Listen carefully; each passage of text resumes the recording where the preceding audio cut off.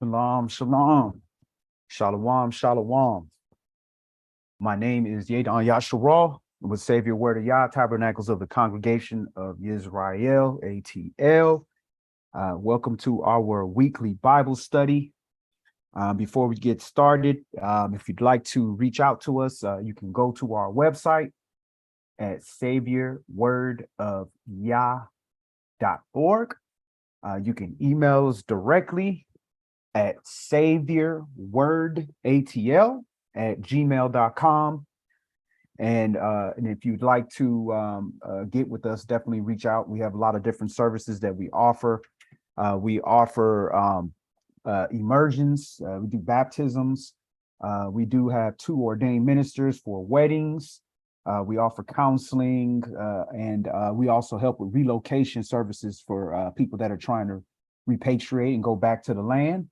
As well as tour guides. We do have tour guides that can take you into the land or take you around the Middle East. So if you need any of those services, definitely reach out to us. So again, this is our weekly Bible study. The topic for today is something very, very important. Is dealing with our house.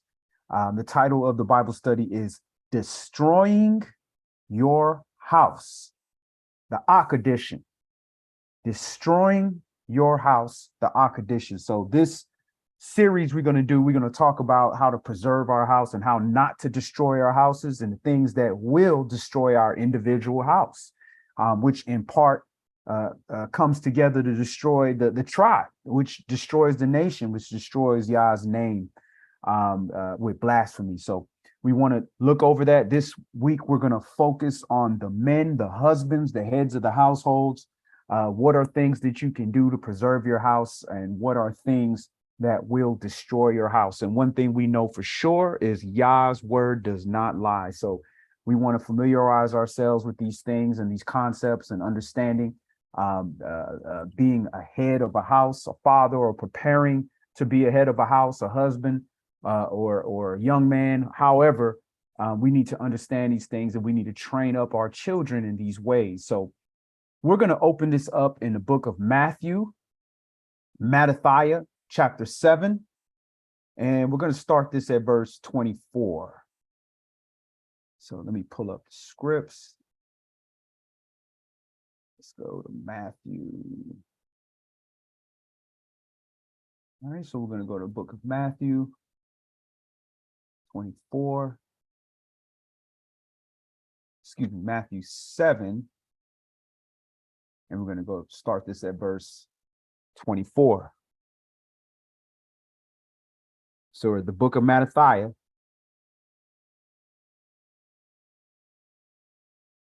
chapter 24, and Matthew chapter 7 and verse 24. Verse 24, therefore, whosoever hears these sayings of mine and does them, I will liken him unto a wise man. So who's speaking here? When we see this red writing, we know this is Mashiach speaking right here. So pay attention. Whosoever hears these sayings of mine and does them, I will liken him unto a wise man, which built his house upon a rock. And the rain descended, and the floods came, and the winds blew and beat upon that house, and it fell not, for it was founded upon a rock. So notice in this parable, it says, and the rain descended. It didn't say, well, if the rain descends, it will be strong. No, it said, when this rain descends, when these floods comes, when these spirits start blowing and beating upon your house, what is your foundation? Now we understand the rock. We understand who that rock is. That's his word, Yah's word, Mashiach. So we have to be founded on Yah's word, because it's going to rain on us. We're going to have tribulation. It says tribulation and anguish to those that do good and to know those that don't, because it rains on the just and the unjust, right? Rains on both of us. So we have to be firmly placed in the ground upon solid foundation, and there's no more solid foundation than this word. Verse 26, And everyone that hears these sayings of mine and does them not shall be likened unto a foolish man, which built his house upon the sand. And the rain descended, and floods came, and the winds blew and beat upon the house, and it fell, and great was the fall of it. So again, it didn't say, if it rains, it might fall. No, he's telling you it's going to come.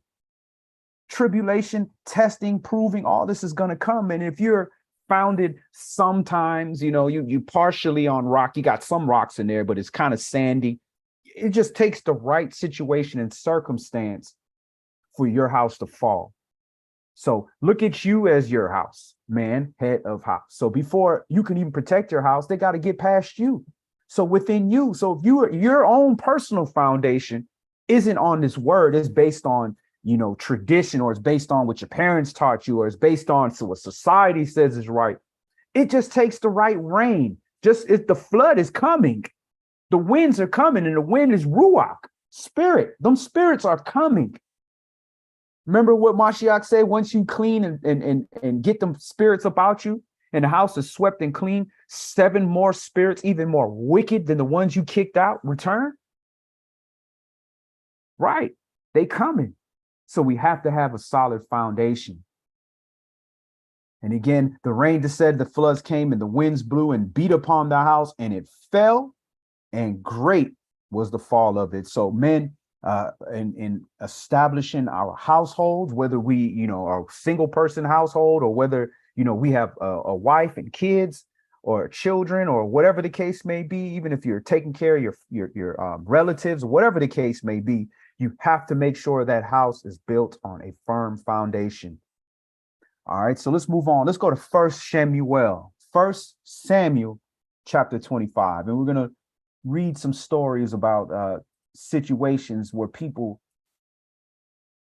acted a certain way or carried on a certain way, and it affected their whole house.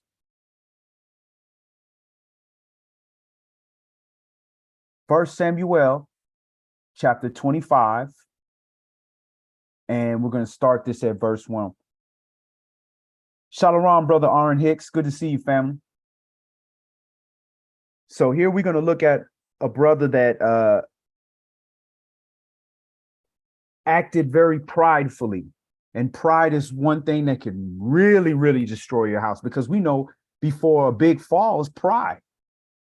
So we're going to see this brother who, for certain reasons, has issues with the house of David, and his pride would not allow him to do righteousness, and it caused him to fall. His house fell. And when your wife leaves your house and goes somewhere else, and you gone, your house fell. You out of there. So let's go to 1 Samuel 25 and verse 1. And Shemuel died, and all the Yasharalai were gathered together and lamented him, and buried him in his house at Ramah. And Dawid arose and went down to the wilderness of Paran. And there was a man in Maon whose possessions were in Carmel, and the man was very great. And he had 3,000 sheep and 1,000 goats, and he was shearing his sheep in Carmel. So now the name of the man was Nabal, and the name of his wife Abigail. And she was a woman of good understanding and of a beautiful countenance. But the man was churlish and evil in his doings, and he was of the house of Caleb. So number one, I mean, he has a wife of good understanding. So, a woman of good understanding ain't going to just, especially a beautiful wife of good understanding, she ain't just going to get with no wicked man for no reason. So maybe this man has changed over time or is unstable. And then what we also want to look at here is a little tidbit. He's from the house of Caleb. And if you look up Caleb's bloodline got a lot inheritance with Judah, but he was of Edom. So this is an Edomite bloodline right now that is with Abigail. So Edom is our enemy. So he don't like us. Verse 4. And Dawid heard in the wilderness that Nabal did shear his sheep. And Dawid sent out 10 young men. And Dawid said unto the young men, get you up to Carmel and go to Nabal and greet him in my name. And thus shall you say to him that lives in prosperity, peace both to you, and peace be to your house, and peace be unto all you have. And now I have heard that you have shearers. Now your shepherds which were with us, we hurt them not, neither was there aught missing unto them, all the while they were in Carmel. Ask the young men, and they will show you. Wherefore, let the young man find favor in your eyes, for we come in a good day.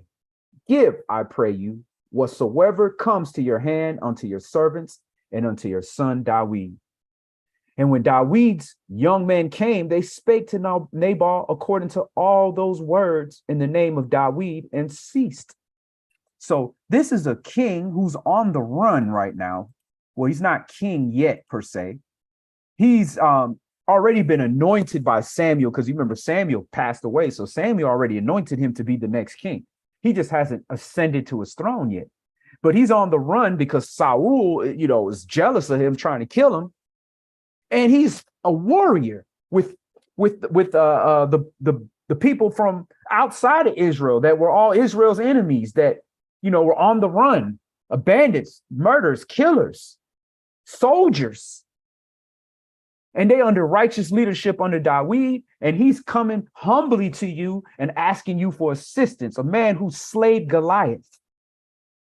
Yeah, you might want to be humble and wise in how you deal with somebody, especially somebody that YAH has anointed.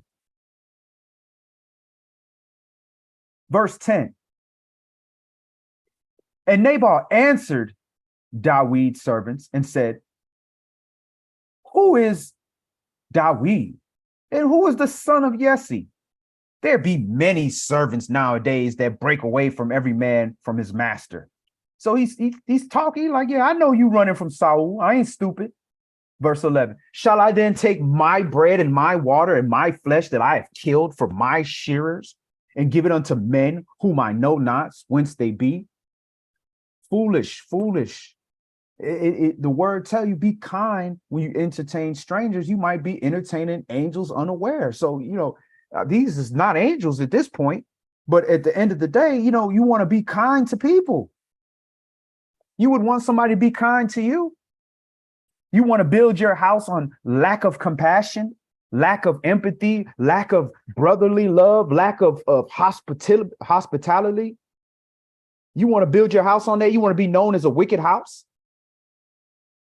Verse 12. So Dawid's young men turned their way and went again and came and told him all those sayings.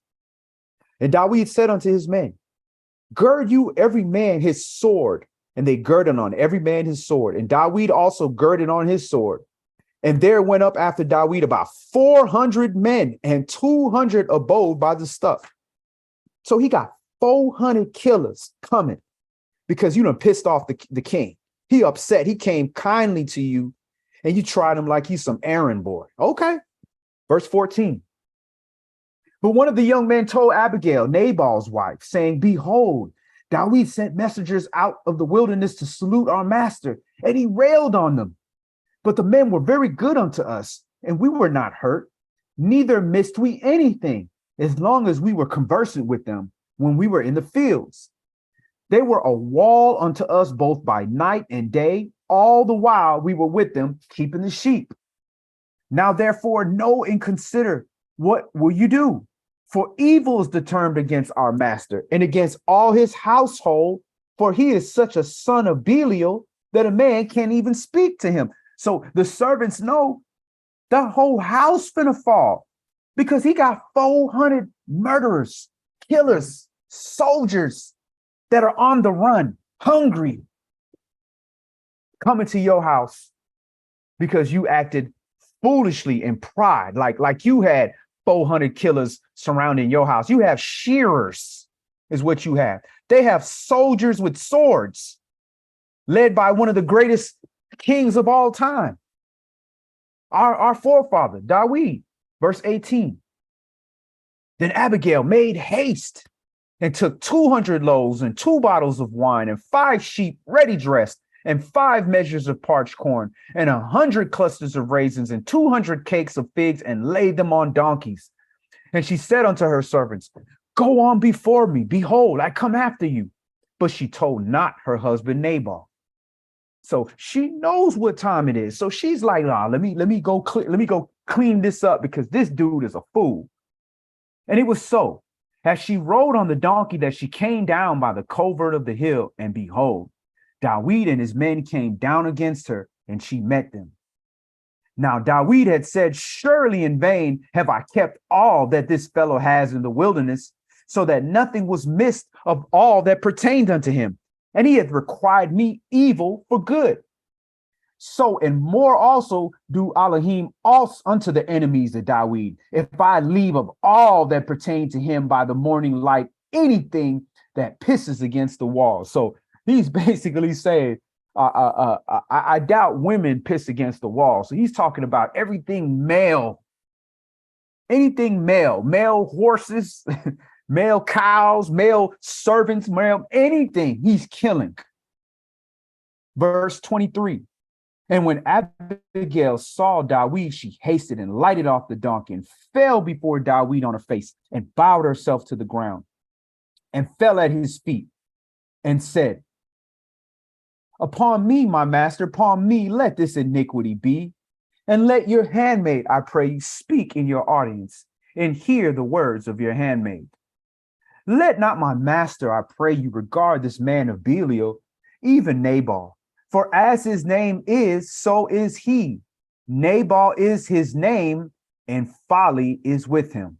So his name literally means folly. So be careful, how you naming your kids. The name Caleb means dog. So everybody who named their child Caleb literally named their child dog in Hebrew. So you want to look these things up, family. You don't want to put that kind of a spirit on anybody.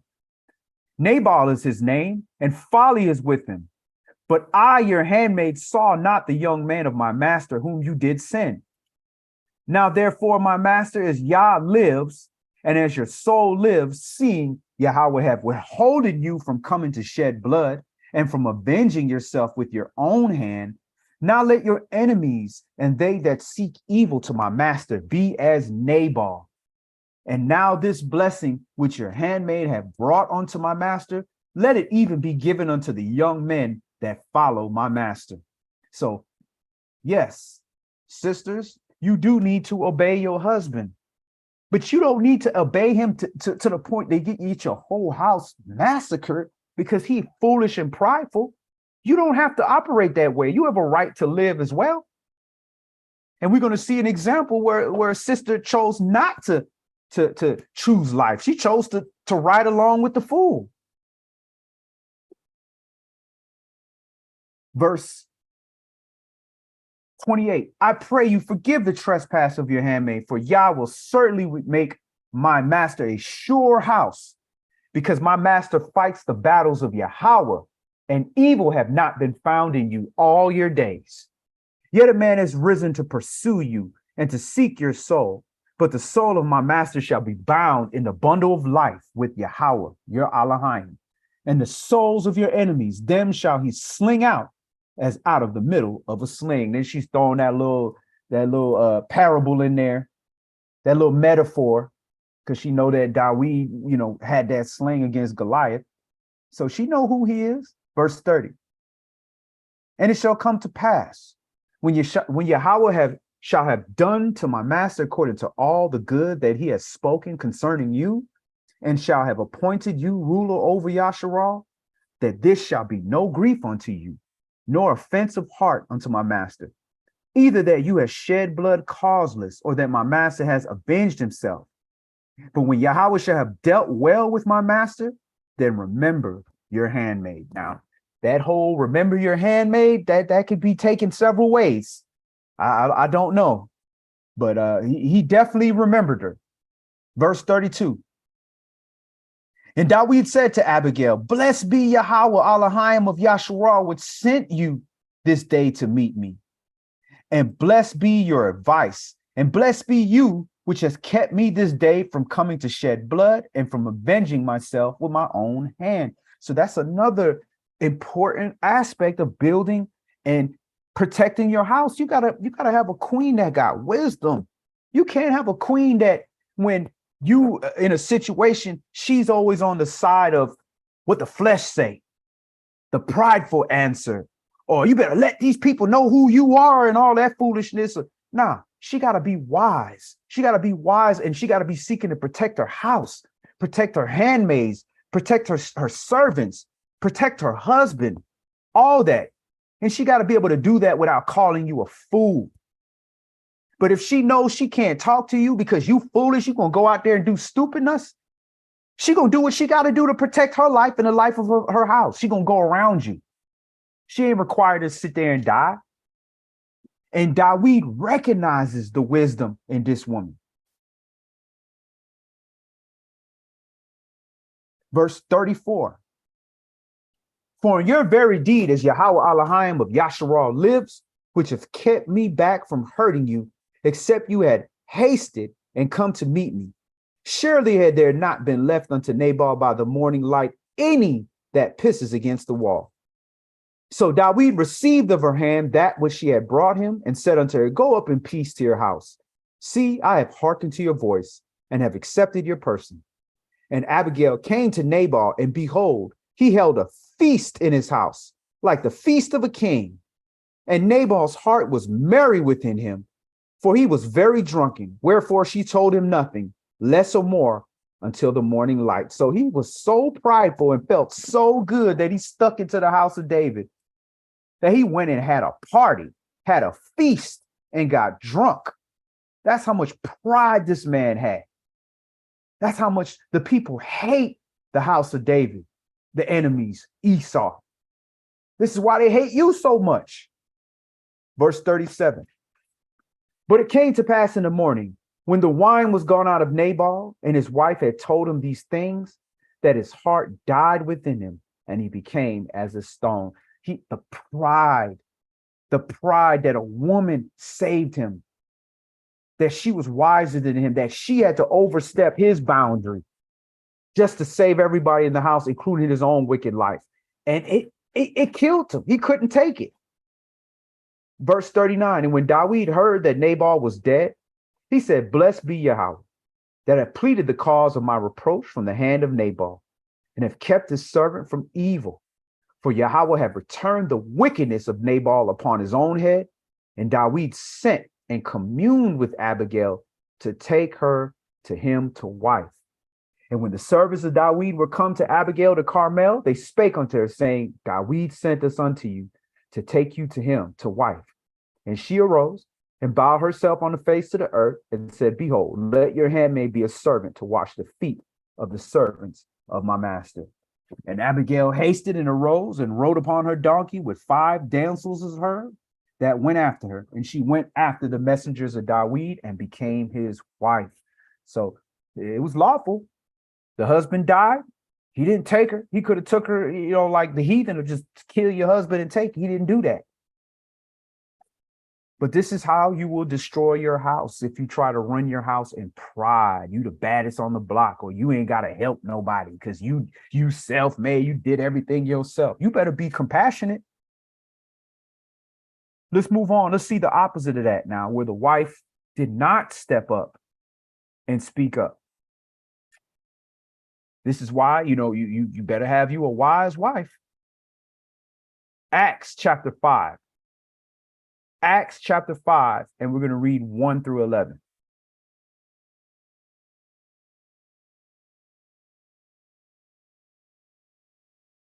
So again, it's very important that we focus on our households, because we Israel, we know we going back to the land, all this and that. But at the end of the day, your salvation is tied into your house, your responsibility, and your brothers. All of our houses, we're tied together. So if we have children that are unruly, or we have wives that are unruly, or we have husbands that are negligent and destroying their houses, it's gonna leak. You can't put one apple in a bunch that's rotten and think it's just gonna not destroy anything else. So let's go to Acts chapter 5. Acts chapter 5, and we're going to read verses 1 through 11. Verse 1. But a certain man named Ananias, with Sapphira his wife, sold a possession and kept back part of the price. His wife also being privy to it, and brought a certain part and laid it at the apostles' feet. So this is the time when the Mashiach's assembly was being persecuted. So they had to flee Jerusalem and they had to go to the wilderness. And everybody gave up everything that they had and they put it together and they divided it evenly amongst everybody. And they said, nah, we all gonna be one. And they went out there and this brother and sister here, they had money. So, they wanted to be part of the wave. They believe in the future and everything, but they wanted to hedge their bet. They didn't believe fully. Everybody else gave everything that they have. These people wanted to be a little bit above everybody. They wanted to make sure that if we lost everything, we had a little bit. Whereas everybody else in their own free will gave up everything they had. So this was not something light. Verse 3. But Kepha said, Ananias, why have Satan filled your heart to lie to the Holy Spirit and to keep back part of the price of the land? Whilst it remained, was it not your own? And after it's sold, was it not your own power? Why have you conceived this thing in your heart? You has not lied unto men, but unto YAH. And Ananias, hearing these words, fell down and gave up the ghost. And great fear came on all them that heard these sayings. So lying, the power of the tongue, acting like you about a lifestyle that you're really not. You never know when YAH's coming to collect. Or in this situation, being greedy, not wanting to give up what you have, knowing that the price costs everything. You got to give all. That's what Mashiach requires. But now you want to keep something back. That's like holding the plow and looking back. Nah, you'll be like a pillar of salt, like Lot's wife. Now, the wife, Sapphira, she is responsible for, adhering and respecting her husband's rule in his house. His word goes, right? But not against YAH's word. And we talk about lying. No wife has to lie for you. You can't force her to lie. You can't force her to steal. She has a right to seek her father and say, I don't know about that. And if she just be quiet, that's silent consent. All right. So verse 6. And a young man arose, wound him up, and carried him out and buried him. And it was about the space of 3 hours after, when his wife, not knowing was done, came in. And Kepha answered and said unto, tell me whether you sold the land for so much. And she said, yea, for so much. So she was asked. She was asked. So she had to cooperate with the lie. She had to turn around and say, yeah. So she agreed. Verse 9. Then Kepha said unto her, how is it that you have agreed together to tempt the spirit of YAH? Behold, the feet of them which have buried your husband are at the door, and shall carry you out. Then fell she down straightway at his feet and yielded up the ghost. And the young man came in and found her dead, and carried her forth, buried her by her husband. And great fear came upon all the assembly and upon as many as heard these things. So this is what happens. As we are getting closer to the Most High, closer to Mashiach, there's less room for our error. There's less room for our mistakes. Y'all not going to put up with everything. He said, how much worse is it for you to awaken yourself and come to the truth, become awakened, and then turn back?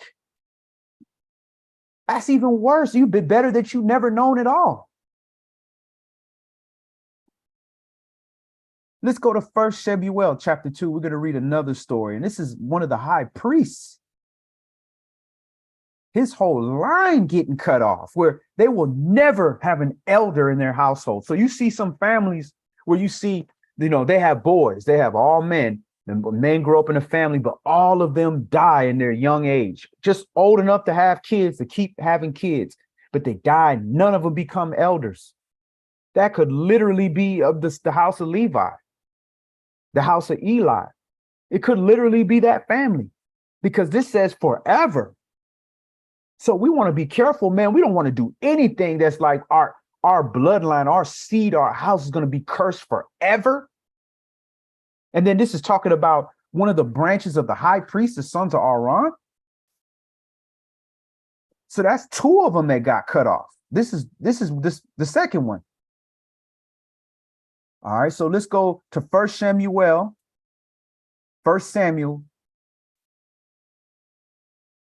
chapter 2.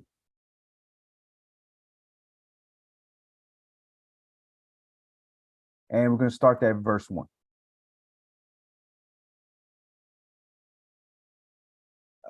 Let's see.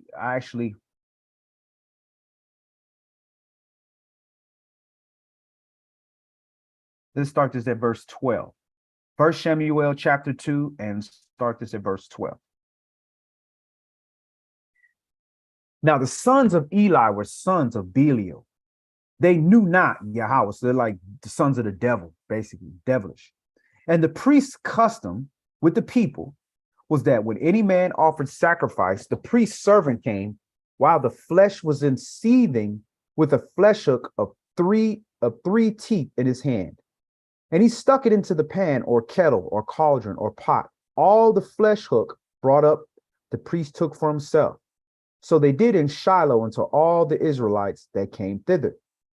Also, before they burnt the fat, the priest's servant came and said to the man that sacrificed, give flesh to roast for the priest, for he will not have sodden flesh of you, but raw. So these sons are actually taking the raw meat from the sacrifice before it's even seethed, before it's even cooked. They want it raw, just like how we try to follow the heathen. Talking about, yeah, let me get my steak medium rare and all that type of stuff. Nah, well done, cooked. They asked me, how do you want your steak cooked? Well done. So this is what they doing with the sacrifice. Verse 16, they want it raw. And if any man said unto him, let them not fail to burn the fat presently, and then take as much as the soul desires, then he would answer him, nay, but you shall give it to me now, and if not, I will take it by force. So not only are they demanding, they say they're going to take it by force. They're going to make you give them raw meat. These the priest's sons. So how you think this makes people feel about the sacrifice when I'm sacrificing the YAH for my sin offerings and I'm trying to make a burnt offerings to YAH? And here come the sons of the high priest eating raw meat with your sacrifice. It's like you involved in it. Verse 18. Verse 17, wherefore the sin of the young man was very great before Yahweh, for the men abhorred the offering of YAH. But Samuel insisted before Yahweh, being a child girded with a linen ephod, ministered before YAH. Moreover, his mother made him a little coat and brought it to him from year to year when she came up with her husband to offer yearly. All right, so skip down. Let's go to verse 22. Now Eli was very old and heard all that his sons did unto all the Yasharah, and how they lay with the women that assembled at the door of the tabernacle of the congregation. So not only are they eating raw meat, they sleeping with the women while the priests inside learning and doing stuff. They at the door where the women are sleeping with the women. Verse 23. And he said to them, why do you such things? For I hear of your evil dealings by all these people. Nay, my sons, for it is no good report that I hear. You make Yah's people to transgress. That's not how you talk. When they doing wicked stuff like that, it need to be a little more stern. That's oh, no, don't do that. Nah. I guarantee he wasn't dealing with other people like that. Verse 25. If one man sin against another, the judge shall judge him. But if a man sin against Yahweh, who shall entreat for him? Notwithstanding, they hearkened not unto the voice of their father, because Yah would slay them. And the child Samuel grew on and was in favor both with Yahweh and also with men. And there came a man of Yah unto Eli and said unto him, thus says Yahweh, did I plainly appear unto your house of your father when they were in Mizraim in Pharaoh's house? And did I choose him out of all the tribes of Yasharal to be my priest, to offer upon my altar, to burn incense, to wear an ephod before me? And did I give unto the house of your father all the offerings made by fire of the children of Yasharal?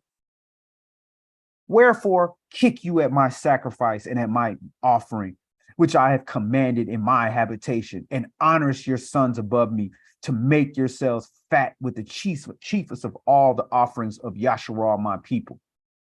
Wherefore, Yahweh Elohim of Yasharal says, I said indeed that your house and the house of your father should walk before me forever. But Yah don't lie. So he said, you're going to be here forever. That don't mean you're going to live into your old age. But now Yahweh says, be it far from me. For them that honor me, I will honor, and they that despise me shall be lightly esteemed. Behold, the days come that I will cut off your arm and the arm of your father's house, and there shall not be an old man in your house. Wow. You will never have a zaken, an elder in your house. That's a hell of a curse. And you shall see an enemy in my habitation, and all the wealth which Yahweh shall give Yasharal, and there shall not be an old man in your house forever. And the man of yours, whom I shall not cut off from my altar, shall be to consume your eyes and to grieve your heart. And all the increase of your house shall die in the flower of their age. So they're going to be foolish men, a foolish house, getting gunned down, killed in the street, suffering, poor, broke, addicted. Verse 34, and this shall be a sign unto you that shall come upon your two sons, on Hophni and Phinehas. In one day they shall die, both of them. Oof, we can stop there. So Eli, a high priest, a branch of the high priest, a righteous man, did not chasten his son, refused to chasten his son. And because of that,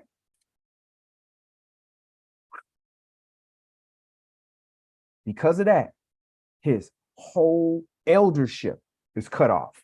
Not only his, but everybody beyond him was cut off. All right, let's move on. Let's go to Joshua chapter 7. We need to see as men how important it is, our decisions, how they affect your entire house, and in his case, an entire bloodline. So we're at Yahshua or Yahushua, chapter 7 and verse 1. We're going to start at verse 1, and then we have one more for the conclusion. Joshua chapter 7 and verse 1. But the children of Yasharal committed a trespass in the accursed thing. For Achan, the son of Carmi, the son of Zabdi, the son of Zerah, of the tribe of Yehudah, took of the cursed thing, and the anger of Yahweh was kindled against the children of Yasharal. Remember how we were talking earlier about how the things you do not only affects your house, but affects the house of Judah, affects the 12 tribes, affects the whole nation? Well, Yah is upset with the children of Yasharal because of what one man did out of one tribe. Consider that. Verse 2. And Yahushua sent men from Jericho to Ai, which is beside Bethaven, on the east side of Bethel, and spake unto them, saying, go up and view the country. And the men went up and viewed Ai. And they returned to Yahshua and said unto them, let not all the people go up, but let about 2,000 or 3,000 men go up and smite Ai, and make not all the people to labor there, for there are but a few. So there went up thither of the people about 3,000 men, and they fled before the men of Ai. And the men of Ai smote of them about 36 men, for they chased them from before the gate even to Shebarim, and smote them in the going down, wherefore the hearts of the people melted and became as water. And Yahshua rent his clothes and fell to the earth upon his face before the ark of Yahweh until the eventide, he and the elders of Yasharal, and put dust upon their heads. And Joshua said, Alas, O Adonai Elohim, wherefore has you at all brought this people over Jordan to deliver us into the hand of the Amorites to destroy us? Would to Elohim we had been content and dwelt on the other side of Jordan. O Adonai, what shall I say when Yasharal turned their backs before their enemies? For the Canaanites and all the inhabitants of the land shall hear it and shall environ us round and cut off our name from the earth. And what will you do unto your great name?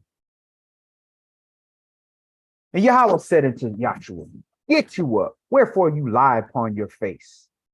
Yasharal have sinned, and they have also transgressed my covenant which I commanded them, for they have even taken of the accursed thing, and have also stolen and dissembled also, and they have put it even among their own stuff. So Yah is saying, get up. You think I sent you here to go get mopped up? I told you to go in and take these lands. You lost because your people are sinning. You're transgressing. That's why. Verse 13. Verse 12. Therefore the children of Yasharal could not stand before their enemies, but turned their backs before their enemies, because they were accursed. Neither will I be with you anymore, except you destroy the curse from among you. So he's saying destroy the accursed, not the accursed thing. Destroy the accursed. So the accursed would be the gentleman that took of the accursed thing, took the Babylonian garment. We're about to find out the Babylonian garment. So he took of the heathen, envying the heathen, and took their stuff and tried to bring it amongst holiness, amongst the children of Israel, and caused men to get murdered. Not him, he's still alive, but he caused other people to get murdered. Verse 13, up, sanctify the people, and say, sanctify yourselves against tomorrow. For thus says Yahweh Elohim of Yasharal, there's an accursed thing in the midst of you, O Yasharal. You cannot stand before your enemies until you take away the accursed thing from among you. And that is how we are. We cannot stand against our enemies. We might win a battle, but we're not going to win this war unless we remove these accursed things from amongst us. And that's internally, men. That pride, that envy, that hatred, the uncleanness, the lack of discipline, the coveting, wanting the things of the heathen, but want to be set apart. But then yet you want to secretly want these things that the heathen have. Nah, we won't be able to stand against our enemies. We might be able to stand, but eventually the enemy gonna come and we won't be able to stand. Verse 14, in the morning, therefore, you shall be brought according to your tribes. And it shall be that the tribe which Yahweh taken shall come according to the families. And the family which Yahweh shall take shall come by households. And the household which Yahweh shall take shall come man by man. So they reconciling every tribe, every house, man by man. Notice who they going to. Man by man. They're not lining up the women. Heads of households, men of households, man by man. Verse 15, and it shall be that he that is taken with the accursed thing shall be burnt with fire, he and all that he has, because he has transgressed the covenant of Yahweh, and because he has wrought folly and Yasharal. So notice what the judgment is. He is going to be burnt by fire and all that he has. So what does he have? Just his goods? No, men, you have your family. That is your possession. Your family. That's why you're the king. You have dominion over your kingdom, your house. Verse 16. So Yahshua rose up early in the morning and brought Yasharal by the tribes, and the tribe of Yehuda was taken. And he brought the family of Yehuda and took the family of the Zarhites. And he brought the family of the Zarhites, man by man, and Zabdi was taken. And he brought the household man by man, and Achan, the son of Carmi, the son of Zabdi, the son of Zerah, of the tribe of Yehudah, was taken. And Yahshua said unto Achan, my son, give, I pray you, glory to Yahweh Elohim of Yasharal, and make confession unto him, and tell me now what you have done. Hide it not from me. And Achan answered Yahshua and said, indeed, I have sinned against Yahweh Elohim of Yasharal, and thus have I done. When I saw among the spoils a goodly Babylonish garment and 200 shekels of silver. So look at this Babylon, confusion. Babylon means confusion. Your garment is your covering. So I took this covering of confusion. I took this evil demonic spirit, this pagan way, idolatry. I took it, and 200 shekels of silver and a wedge of gold of 50 shekels weight. Then I coveted them, and I took them, and behold, they are hid in the earth in the midst of my tent, and the silver under it. So Yahshua sent messengers, and they ran unto the tent, and behold, it was hid in the tent, and the silver under it. And they took them out of the midst of the tent, and brought it unto Yahshua, and unto all the children of Yasharal, and laid them out before Yahweh. And Joshua and all Yasharal with him took Achan, the son of Zerah, and the silver, and the garment, and the wedge of gold, and his sons, and his daughter. What the son and daughter got to do with this? These is innocent children. And his oxen, and his donkeys. What the donkey did? What Shrek? What he did? And his sheep. They took Mary little lamb too, and his tent. They took the brother house and all that he had, and brought them to the valley of Achor. And Yahshua said, why has you troubled us? Yahweh shall trouble you this day. And all Yasharal stoned them with stones and burned them with fire. And they had stoned them with stones. And they say, well, why are they grabbing the children? Why are they grabbing the daughters? Because what you think you're going to do if your father was stoned to death and you got to be amongst these people that stoned him to death? You're going to have a chip on your shoulder. So the kids, the family, the house, the animals, everything died because of him coveting, him going after pagan garments and gold and silver that's got by ill gain. And they raised over him a great heap of stones unto this day. So Yahweh turned from the fierceness of his anger, wherefore the name of that place was called the Valley of Achor unto this day. So again, we have to, as men, as heads of households, think beyond our current situation. Think beyond how we feel. Think beyond what's affecting us. We have to think for our households, because, yeah, it might not just be your household. It might be your kids and their kids' kids, like in Eli's situation. So let's go to the conclusion. Let's go to 1 Peter chapter 3. So we should take this as zahar, as admonishment, as warnings. When they talk about, I will make you a proverb and a byword. Well, these are the proverbs and bywords right here. Don't do this, because if you do this, you'll get that. That's us. Proverbs.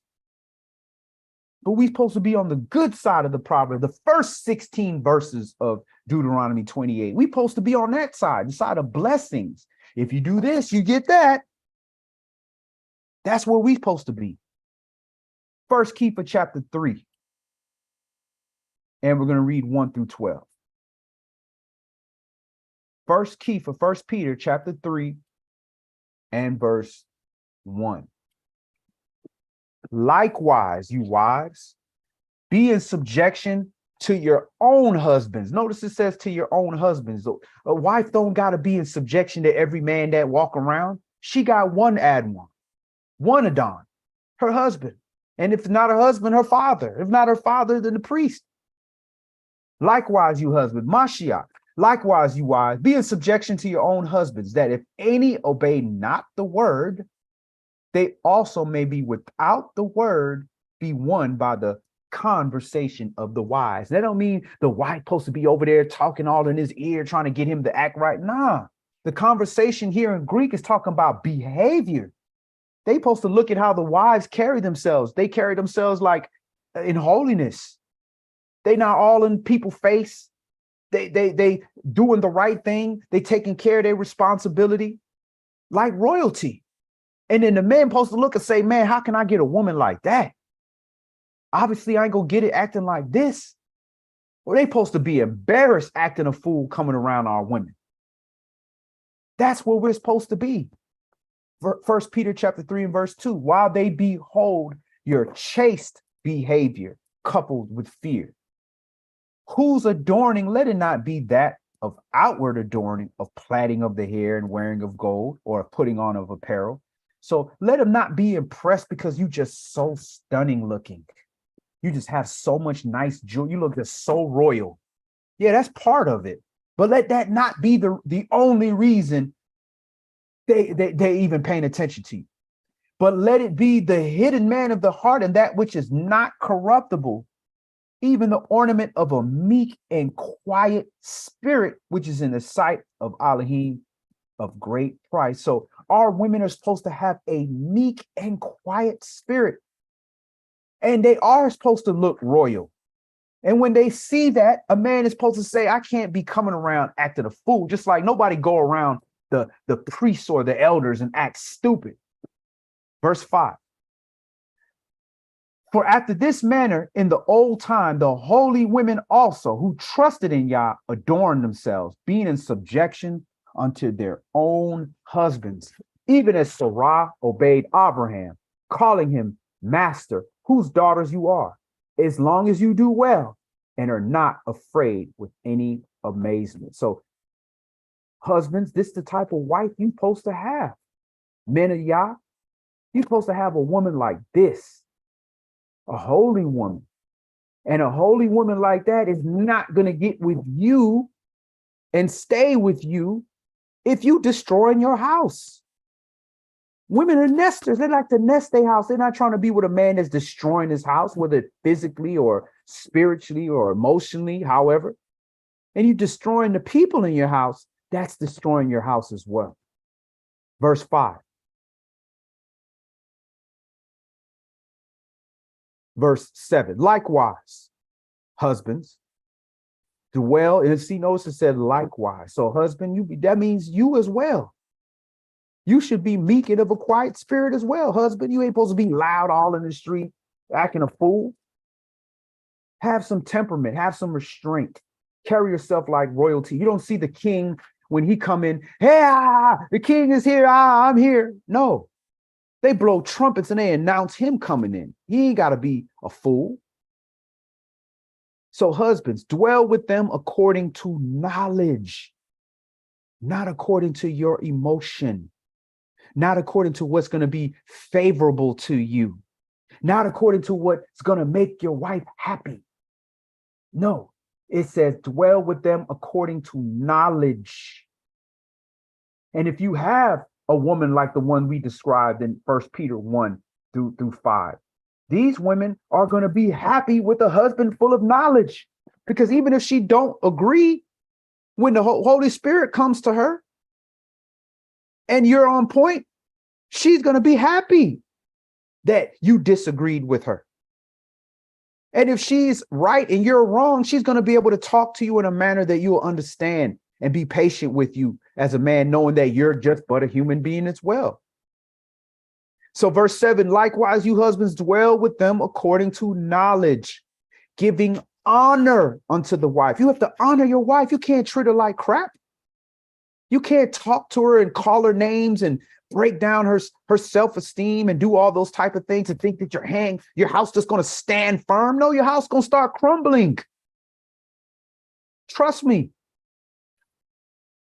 So have honor unto your wife as unto the weaker vessel. When something is delicate, you protect it. You don't throw it away. Oh, here, look at this delicate diamond. Let me just throw it away. Or look at this delicate rose flowers. I don't want it. Throw it away. No, you protect it.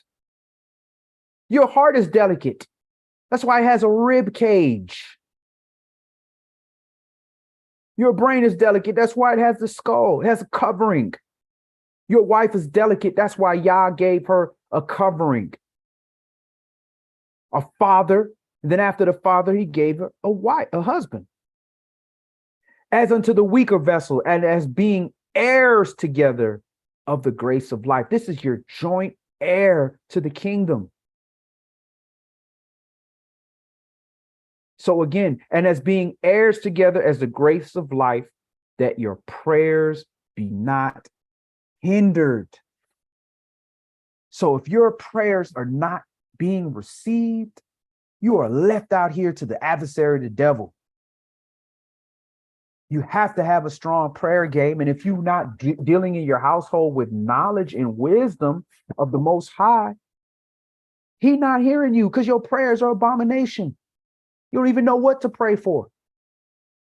Verse 8, finally be you all of one mind, having compassion one of another.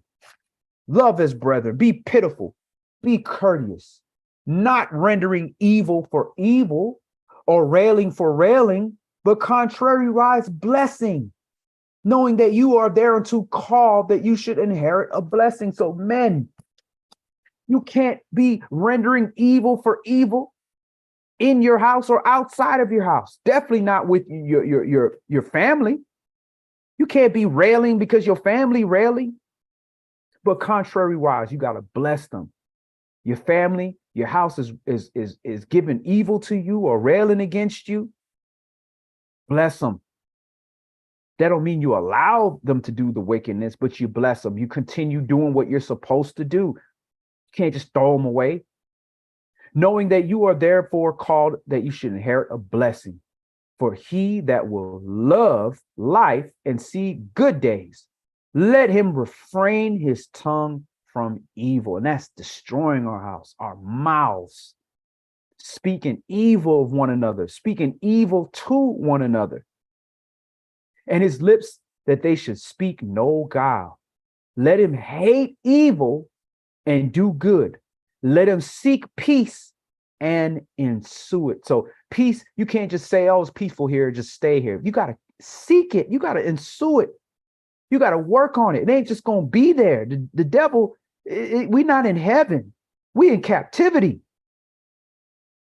For the eyes of Yah are over the righteous, and his ear are open unto their prayers.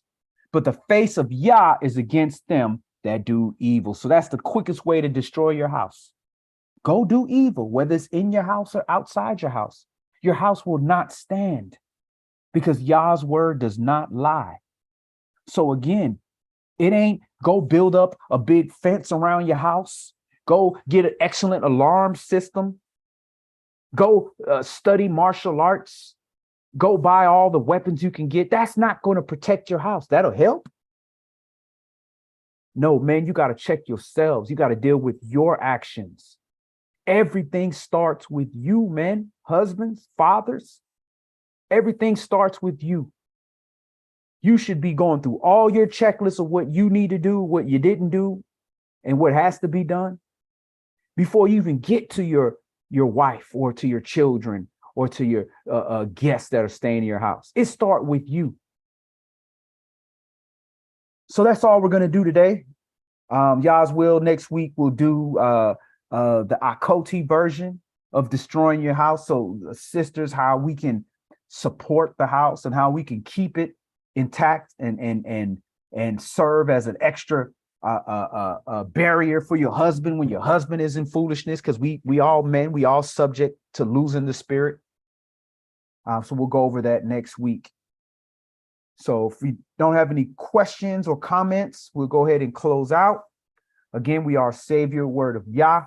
If you've gained anything from our classes or our studies or our materials and would like to donate to this movement to help further this nationalistic movement, you can reach out to us on our website at saviorwordofyah.org and hit the donate button, or you can donate to our Cash App account, which is # Savior Word. money sign sword, money sign sword. That's $ SWORD if you'd like to donate to our cause. So if not, Yah's will, we will see y'all for Shabbat. Elder Zahar, our Elder Moray, elder teacher, he will be presenting. And Yah's will, we will see you all for the Shabbat. Again, if you have any questions, you can reach out to us at saveyourwordatl@gmail.com. So Yah's will, we'll see you then. Shalom.